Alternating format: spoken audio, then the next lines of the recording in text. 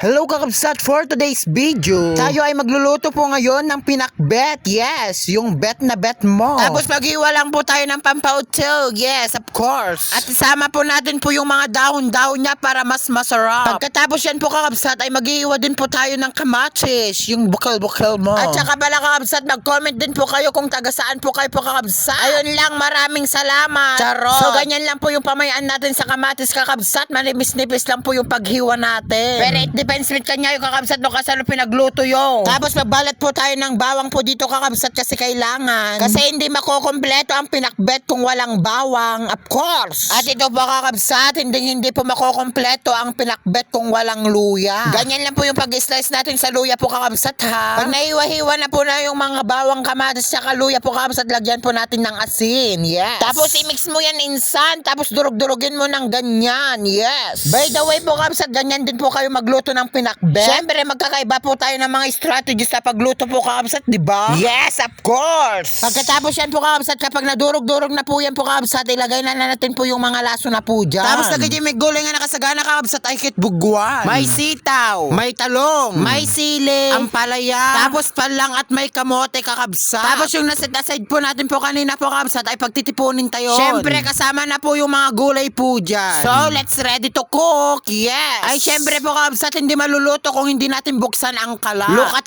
na maluto best. Tapos may nakalimutan pala po ako dito po kakabsat. Nalipatan ko na ang karabasa. Yes, yan pa yung pampalinaw ng mata. Pag uminit na po yan po kakabsat ay lukatan. Tapos dito na po natin nilagay yung mga ricado po kakabsat. Yes. Dinagyan ko na po pala ng Ajinomoto, magic sarap, tapos yung bagoong po kakabsat. Siyempre para mas masarap ang pinakbit po kakabsat ay lagyan po natin ng sahog na armang. Yes. So ganyan po pala yung itsura ng armang na linagay ko kakabsat. At pagkatapos yan po kakabsat, kumuha po tayo ng maligam-gam na tubig. Siyempre para mas masarap at may sabaw po kakabsat, diba? Para mas bagay sa kanin. At ako naman po dito po kakabsat, ay po, Diyos ko. Ako'y takam-takam na kakabsat kasi nabibisin na ako. Siyempre hindi na kinaya ang tiyan kaya rin namanan ko. Habang nagluluto kasi ako kakabsat, maangot mo dahil kinaimas na dahil lutom nukwa. Basta intid mo dahil best mga nagluto kakabsat na imas na talutom nukwa, diba? Oray ko lang impidwa nga rin naman ang takinaimas na. Oh, very good, diba? Siyempre kakabsat, para mas masarap ang sabaw niya, lagyan natin ng pampalanit para mas masarap. Yes. So eto na po pala yung ating linutong pinakbet. Wow, ang sarap. Law may kayong tamangan tayon. Bye!